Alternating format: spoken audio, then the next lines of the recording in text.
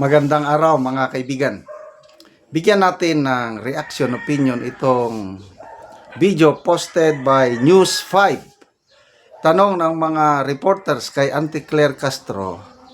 Reaksyon ng palasyo sa anti-political dynasty bill na naipasa na sa Kamara, na kung saan ang ibang mga kongresista binawi yung sponsorship kasi nambobola lang daw ang Pangulo, lalo na itong si Congressman Edgar Erese. Nako, hindi nakaligtas si Congressman Erese sa mga matatalas na dila ni Auntie Claire. Sumabog ang galit ng Auntie Claire at binanatan niya ng todo itong si Congressman Erese. Pakinggan natin ito. Ma'am, lumusot na po sa komite sa Kamara yung anti-political dynasty bill. Pero may ilang mambabatas na binawi yung kanilang suporta, umatras sa co-sponsorship. Dahil hindi sila sang-ayon dun sa bersyon na ipinasa. Actually, ang sabi ni Congressman Erice ay nambubola lang si Presidente na priority measure itong anti-political dynasty bill. Ano pong reaksyon ng Malacanang? Bakit naman po kay Pangulo isisisi? Kung ayaw niya ng version sa House of Representatives, di sa pagka nagkaroon po ng pagdebate, debatihin niya po munang mabuti. Ilabas niya na lahat ang kanyang talino. At kung anong kahihinatnan niyan, hindi naman po siyang mag-isa lang ang magdidesisyon niyan. Ang nakakapagtaka po dito kay Congressman Erice, parang lahat na lang ng kasalanan sa mundo isinisisi niya sa Pangulo. Trabaho po nilang gumawa ng batas. Kaya trabahuhin niya po iyan kung anong gusto niyang version. Ma'am, nabanggit niyo po dati na nag-usap si Presidente at si E.S. Recto doon sa posibleng mga probisyon na laman nitong bill na ito.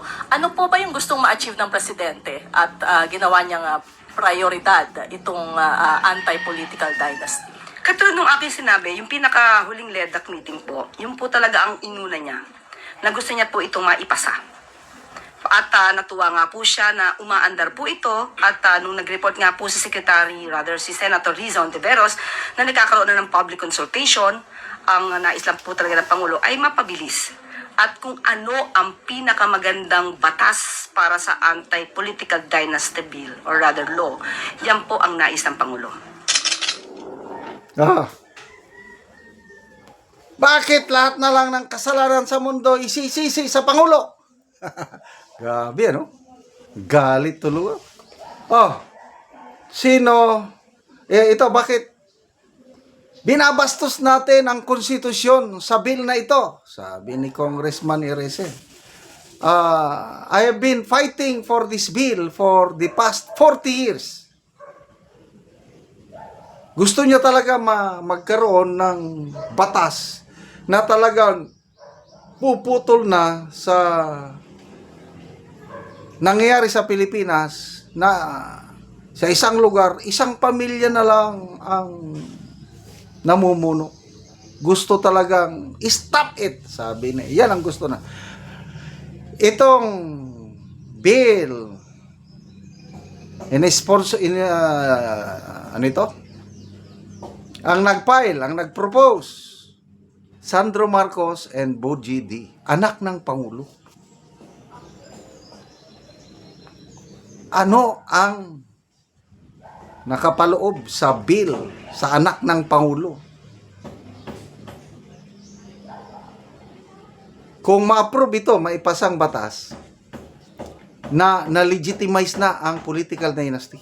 Instead na putulin, instead na tapusin na yung political dynasty, nagiging legal na. Bakit? Kasi sa proposal ni Congressman Sandro Marcos at Speaker Bogie D, at any one time, pwede sa isang pamilya, pwedeng maka-occupy 5 member sa isang pamilya, pwedeng maka-occupy ng elective government positions at any time. Example lang ito Marcos. President Marcos, yan, isa. Pwede pang magkaroon ng Senator Marcos.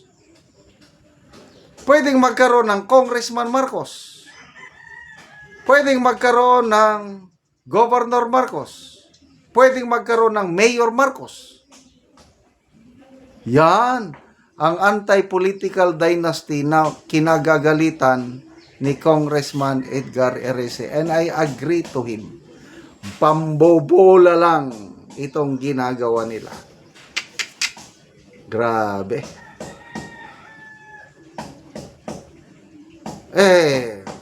Who are we in power for? Diba may kasabihan? No? Silang nasa kapangyarihan. Alangan naman nagagawa sila ng batas na tutuda sa kanilang wala na. Kaya talagang bilib ako dito sa kay Congressman Erese. Tapang. Pambola. Pangulo, nag-promise na magpakulong bago mag-Christmas. May nangyari ba? Wala. Bola. Nag-promise ipasa ang Independent People's Commission para imbestigahan ang flood control anomaly. Naipasa ba? Hindi.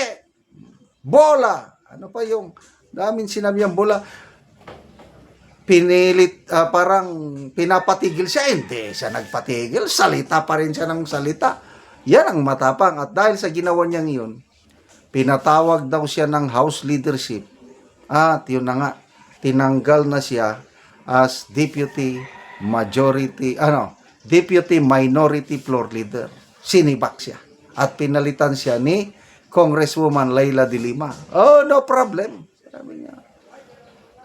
Kahit hindi na ako yung Deputy Minority Leader, I can still be a voice in these halls of Congress. I will be the equalizer. Ngayon, bumilib sa kanya si Congressman Marcoleta. Ikaw ang tunay na minority. Salamat at ikaw nagsasalita. Pwede ba tumakbo ka na senador sa ilalim ng partido ni BP Sara sa 2028? Mahal na mahal ka na ng mga DDS kahit isa kang Liberal Party member. Yun na. So, salamat Congressman Edgar Erese. Ituloy nyo lang po. Kayong dalawa ni Attorney Rowena Guanzon ang mga dilawan kakamping na may prinsipyo, may paninindigan, may dangal. Salamat mga kaibigan sa inyong pagsubaybay sa ating channel.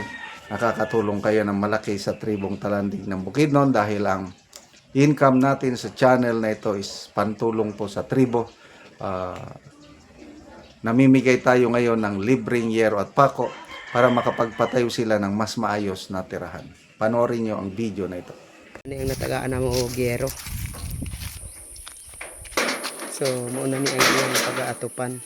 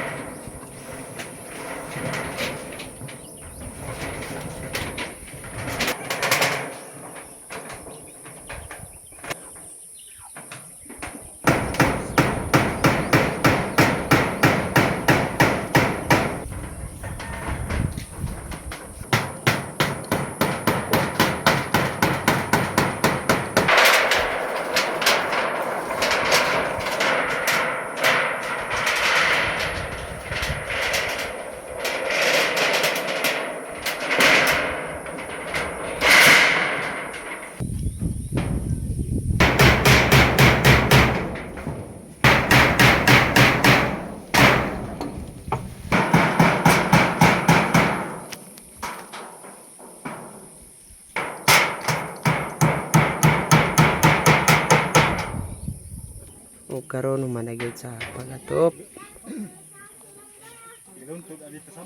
O natupan na gyud.